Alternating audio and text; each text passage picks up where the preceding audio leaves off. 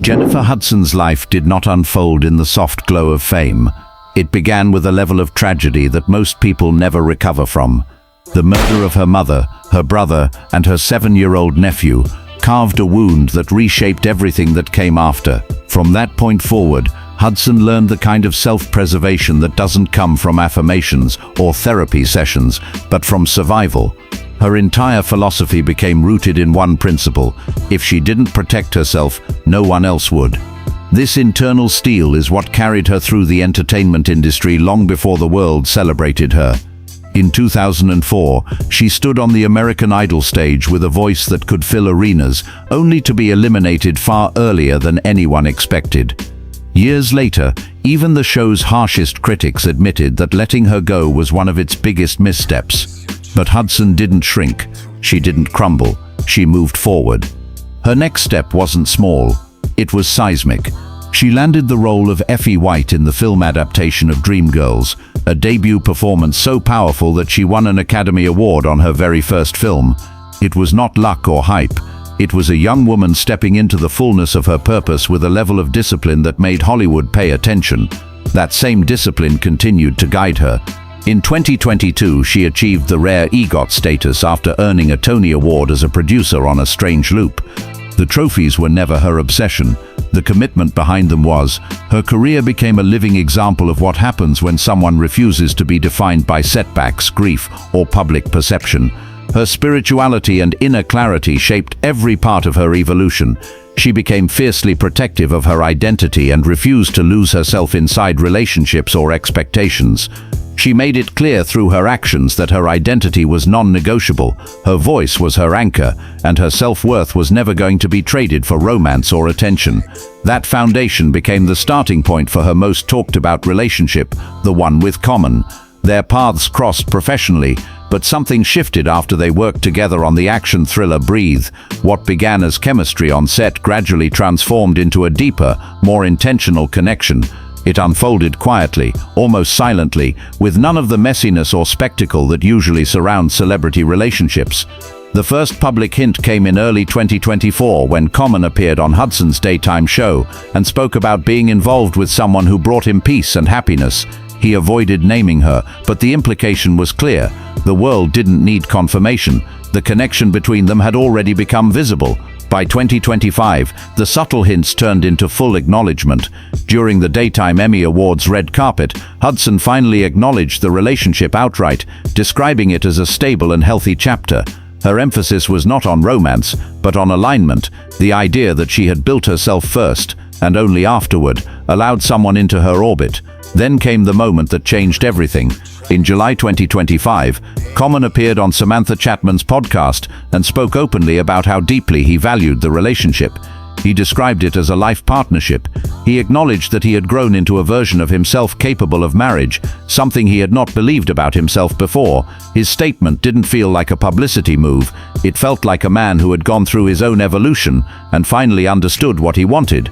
A few months later, in October 2025, Hudson confronted him playfully on her show, prompting him to repeat the comments he made publicly. The exchange wasn't awkward, it wasn't defensive. It was two adults who knew exactly what they were building together, a mature union grounded in respect, independence, and mutual admiration. Their relationship works because it wasn't born out of desperation, loneliness, or convenience. It emerged only after both of them had rebuilt themselves in private. Hudson had spent years strengthening her identity. Common had spent years growing past patterns that once held him back. Their connection feels like a convergence of timing and emotional readiness. This isn't a Hollywood fairy tale, it's the intersection of healing and compatibility. Two people who had already fought their biggest battles long before they found each other. Jennifer Hudson didn't fall into love. She walked into it fully aware of who she was and what she needed. Common didn't chase a fantasy. He stepped into a partnership he had to evolve to deserve. This relationship is not defined by drama, spectacle, or noise. It is defined by timing, maturity, and two fully formed individuals choosing each other, not to complete their lives, but to share them. Common didn't arrive at Jennifer Hudson's side as a blank slate. He walked in carrying a long, complicated history of relationships that all shared one unmistakable pattern. He could start love effortlessly, but he could never finish it. Every relationship before Hudson collapsed at the exact moment it required long-term commitment, emotional accountability, or stability. The world saw him as charming, grounded, and introspective. The women who dated him saw something else. A man who always pulled away right when the connection deepened. His relationship with Erykah Badu was the first public example of that pattern. He was mesmerized by her brilliance, her creativity, her energy. But as soon as the relationship evolved from inspiration to intimacy, he withdrew. The emotions became too dense, too demanding, too reflective of what he wasn't ready to confront within himself. They broke apart quietly, and he walked away with a reputation for being a man who loved deeply but inconsistently. Then came Serena Williams, a partnership many assumed would last. She was power, discipline, excellence, and focus. On paper they made perfect sense, but Common's old patterns resurfaced. The closer the relationship got to permanence, the faster he began to detach. Serena had a global empire to run, and she wasn't going to chase emotional clarity from a man who kept drifting. They parted, and the narrative repeated. Common loved her, but he couldn't commit. His relationship with Angela Rye made the pattern undeniable. She was political fire, conviction, and vision. She had structure, she had boundaries, and when she pushed for long-term stability, not marriage but emotional consistency, he folded. He drifted the same way he always drifted.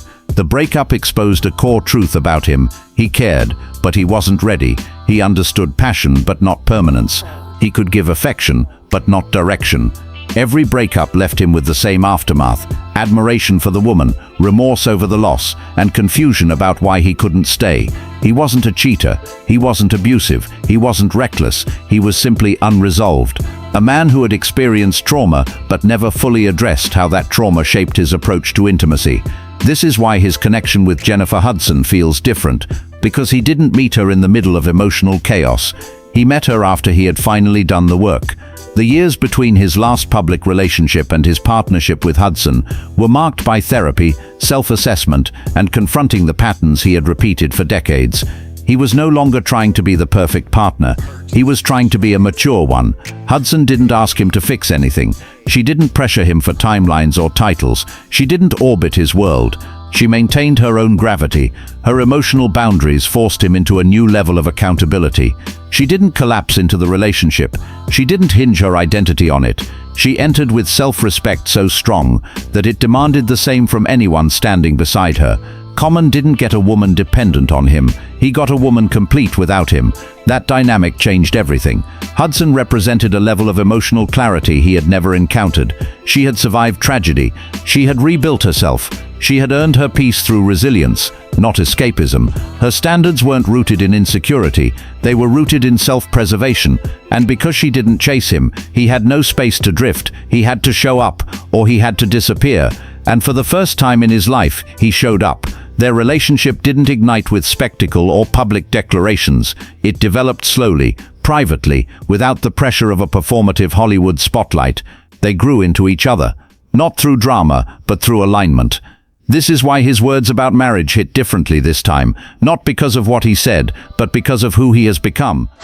You're saying you want to get married. That's what it sounds like to me. Common. I mean, if I'm going to get married, it's to her. Wow. Wow. That's simple. Is the person, if I should be married, it will be to Jennifer Hudson.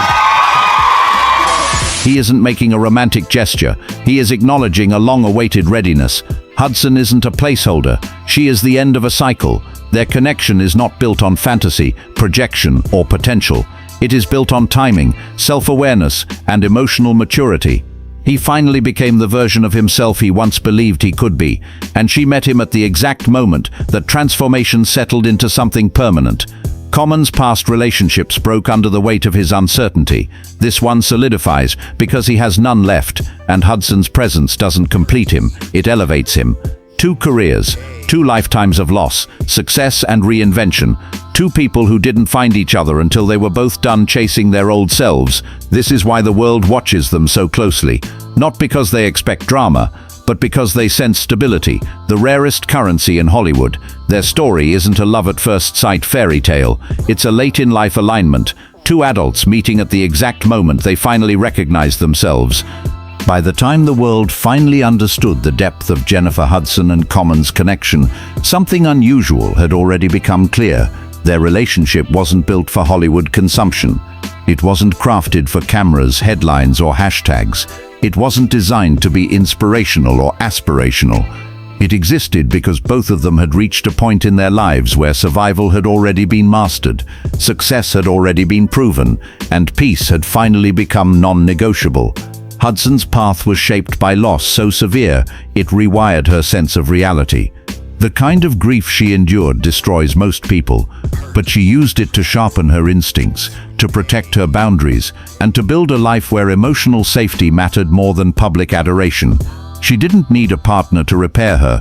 She didn't need love to validate her. She needed stability, the one thing fame could never give her. By the time she crossed paths with Common, she had already done the hardest work a person can do. She learned to live with herself and be whole within her own silence. Common's path was shaped by something quieter, but equally defining: the repeated failure of good intentions. He wasn't destructive, he wasn't chaotic, he simply wasn't ready. For years, he drifted in and out of relationships that could have been extraordinary if he had been capable of meeting them with the same consistency he brought to his art. But emotional readiness is not a skill, it is a transformation, and he reached that transformation late. By the time he stood across from Hudson, he had become a man who finally understood the difference between wanting love and being prepared for it. Their connection works because it does not rely on illusions. There is no chase, no pedestal, no emotional imbalance. It is two people who arrived at the same emotional altitude at the same moment in time. And in a world as loud and unstable as Hollywood, that kind of alignment is rare enough to feel almost miraculous. Their relationship isn't a spectacle, it's a sanctuary. It's the quiet between projects, the calm between obligations, the grounding force neither of them knew they would find after surviving their separate storms. Hudson brings clarity, Common brings steadiness. Together they create a rhythm that doesn't need validation or permission.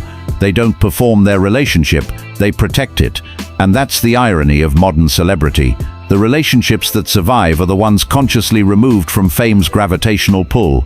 Hudson and Common learned early that attention destroys what it demands you display, so they built something attention can't access, a bond rooted in maturity, not performance. Their future will not depend on viral moments or public declarations. It will depend on the exact same thing that brought them together, the ability to remain whole while standing beside someone equally whole. The world may watch their story with curiosity, but the truth is simple: this relationship doesn't exist for the world. It exists because two people who fought through their own histories finally reached a place where partnership wasn't a risk, but a reward. And for once, in a town where love dissolves faster than a trending headline, Jennifer Hudson and Common have created something that doesn't need to be loud to be real, something that doesn't need to be perfect to be lasting, something that wasn't found early in life, but found right on time. This isn't a Hollywood romance, it's a late-blooming alignment, the kind that only appears after the storms finally pass.